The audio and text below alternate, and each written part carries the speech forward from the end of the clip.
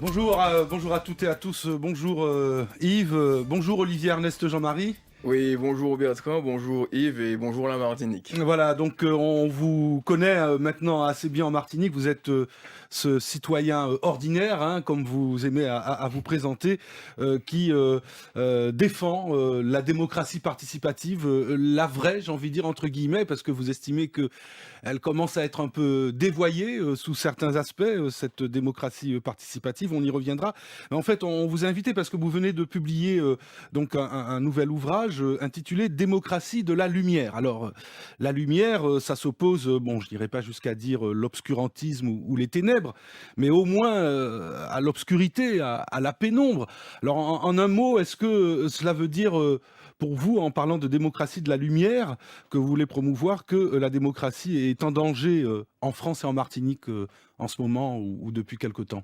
Oui, oui, on a l'habitude de tenir pour acquise la démocratie. Or, en Martinique, en France et dans le monde, elle est menacée.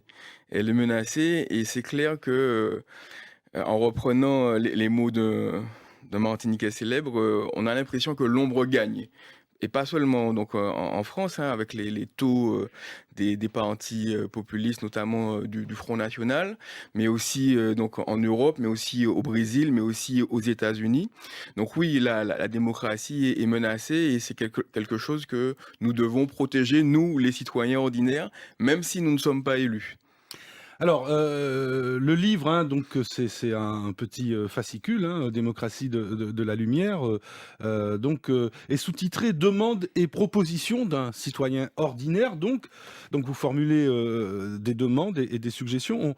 On va y revenir sur un ou deux exemples hein, de ces demandes et des suggestions. Mais alors vous vous adressez, dites-vous, aux acteurs clés de notre démocratie. Alors évidemment le personnel politique, mais en premier lieu, surtout les citoyens, mais pas seulement. Exactement. La question que je pose à travers ces essais-là et les tentatives de réponse que j'apporte.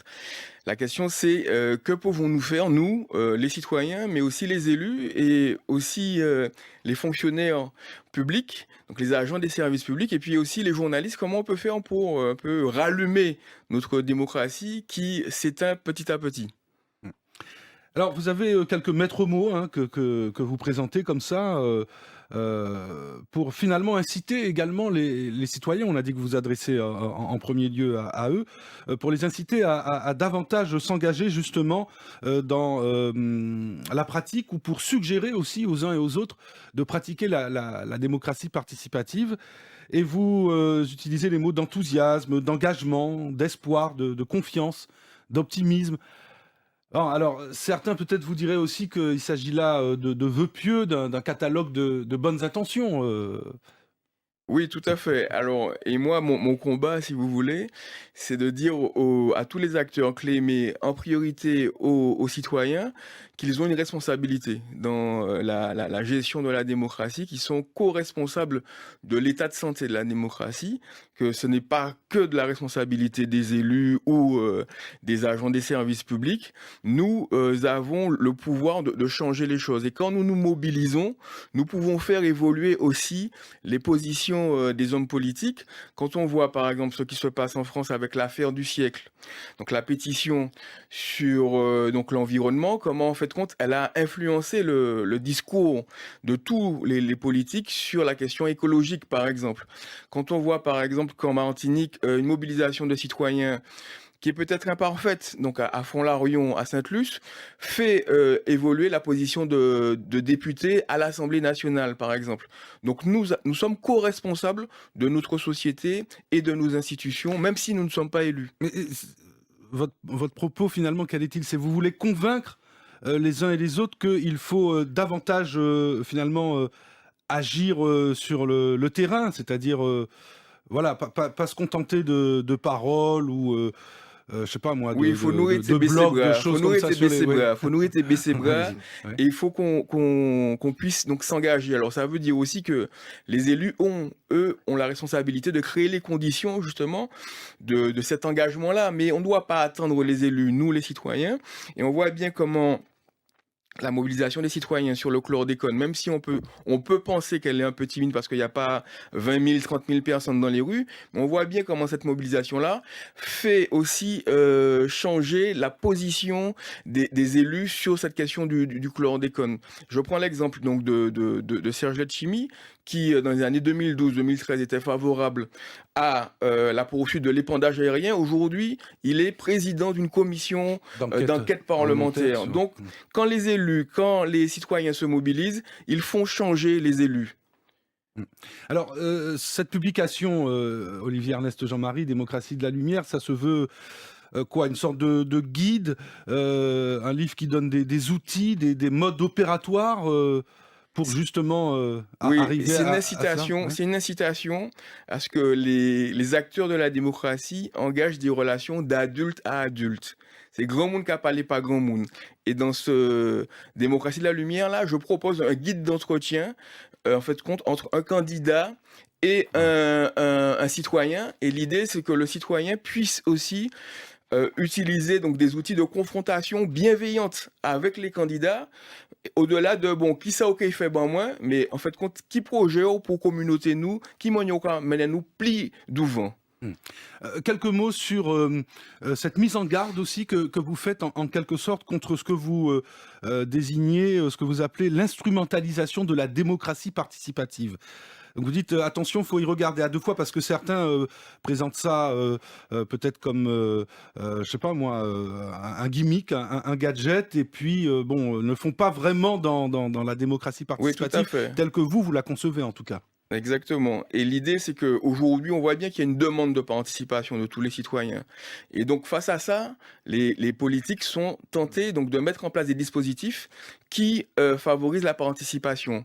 Mais quelquefois, ils le font de façon maladroite ou de façon intentionnelle, soit pour calmer une colère, et c'était le cas, par exemple, avec le grand débat national, où on voit bien qu'il y a eu une grande avancée démocratique avec ce grand débat national-là.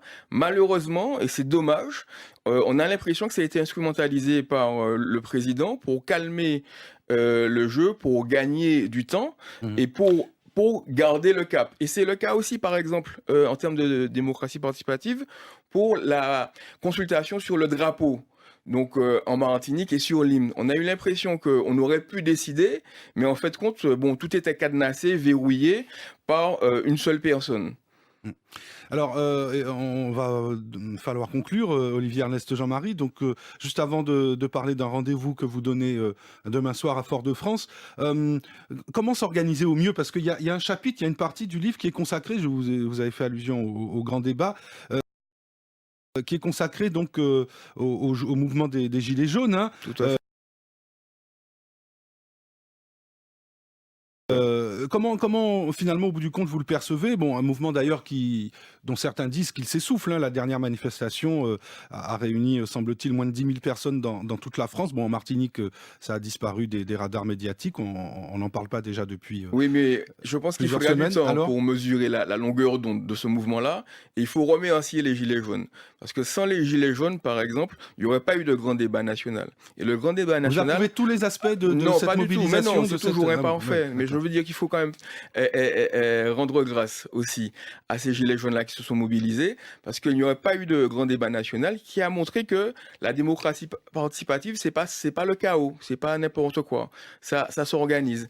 Et puis surtout, aussi sur la question donc de la démocratie participative et du gilet jaune, je pense aussi qu'on aura du mal on a du mal dans l'immédiat à mesurer la longueur de ce mouvement-là.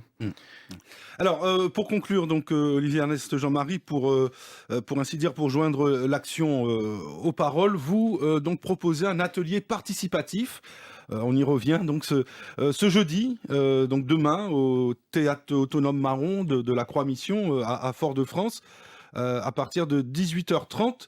Donc voilà, à partir de cette question, que pouvons-nous faire pour sortir notre démocratie de l'ombre? Oui, voilà, Dites-nous quelques mots sur je n'ai pas ce voulu rendez-vous, faire cet atelier.